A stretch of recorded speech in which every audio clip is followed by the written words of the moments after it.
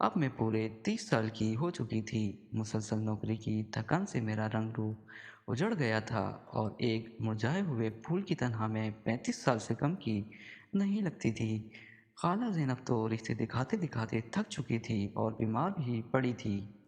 माँ ने एक दो और रिश्ते वालियों से बात की, तभी एक बहुत अच्छा रिश्ता आ गया। लड़का बैंक मैनेजर था। माँ ने सबसे पहले इन्हें जहेज दिखाया, वो राज़ी हो गए। अब मुझे देखना बाकी था। जब इन्होंने मुझे देखा तो वो औरतें बच कर रह गईं।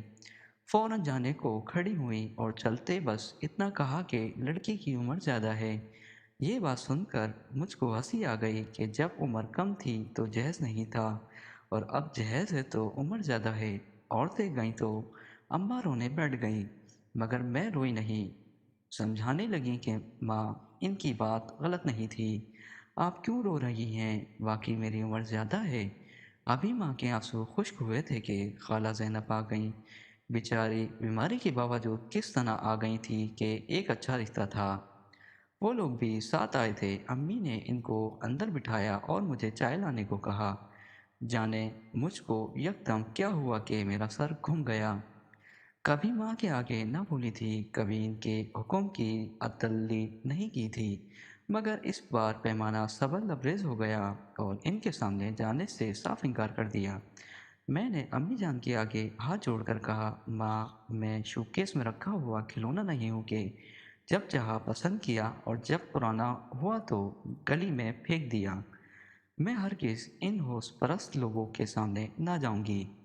ये सारे लोग एक जैसे ही हैं। माँ ने निहायत बेचारगी से मुझको देखकर कहा, बेटी, आखिरी मर्तबा मेरी इज्जत रख ले, फिर कभी किसी के सामने ना जाना। यहाँ मैं पुरुमीद हूँ अब की इनकार ना होगा। तभी मैंने ज़हर खून लहजे में कहा, माँ, आप तो आज से 7 बरस पहले भी पुरुमीद थीं। खैर, अम्मी की हालत गैर देखकर मैंने अपने हवास काबू में किए, बांस संवारे और इनके सामने चाय की ट्रे लेकर चली गईं। तभी लड़के की बहन ने लब खोले, अम्मी, लड़की तो प्यारी है। हाँ, मगर उम्र ज़्यादा है। इसकी माँ ने जवाब दिया, ये हमारे मुनव्वर से बड़ी हो गई। ये सुनना था कि मेरे कान झनझना उठे। मुझ पर जुनूनी कैफियत तारी हो गई। वो तो चली गई, मगर मेरा गुस्सा आसमान से बातें करने लगा। अपने जहेज की एक एक शे उठा उठा कर फेंकनी शुरू कर दी। साथ साथ रोती चलती कह रही थी कि ये लोगों, खाली हाथ ना जाओ, ये सब कुछ भी अपने साथ लेते जाओ। मेरी उम्र ज़्यादा है तो क्या हुआ? तुमने कब मुझसे शादी करनी है? तुमने तो मेरे जहज से शादी करनी है। तुम ही लोगों के मुतालबे पर तो मैंने अपनी ज़िंदगी के 7 खूबसूरत ख्वाबों भरे कीमती साल ज़ाया किए।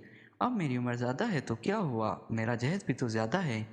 तो आप मेरे जहेज से कर लो शादी। मैं इसी तरह आजियान बक रही थी, रो रही थी कि खुदा की कुदरत, खाला और एहसन आ गए।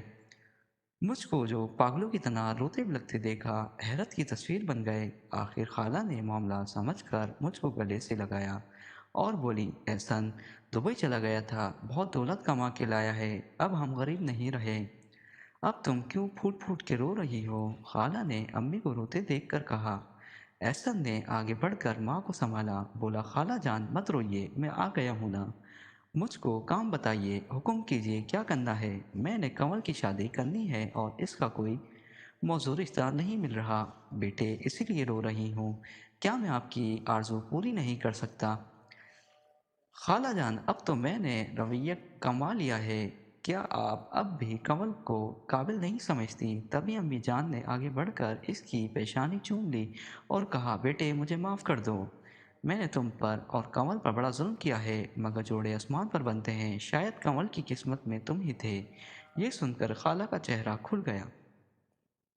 बेटे से मुखातिब हुई, ऐसा मैं ना कहती थी कि जो किस्मत में लिखा हो वो ज़रूर मिलता है, और तुम्हारी किस्मत में कमल का साथ लिखा था। तब मैं सोच रही थी कि शायद मेरा जज्बा भी ऐसन की तरह सच्चा था कि इतनी मुद्दत गुजर गई, मगर हम एक दूसरे के लिए गैर शादीशुदा ही रहे, और आज रास्ते की तमाम दीवारें गिर गई थी। मेरी रोती आंखें मुस्कुराने लगी और मुझको अपनी किस्मत पर नाज हुआ। अच्छा ही हुआ किसी और ने मुझको पसंद नहीं किया, वरना मैं और एहसन कब मिल सकते थे। इस तरह इन दोनों की शादी हो गई। दोस्तों, आज के लिए बस इतना ही। मिलते हैं फिर एक नई वीडियो के साथ। अपना बहुत सारा ख्याल रखिएगा। तब तक के लिए अल्लाह हाफिज़।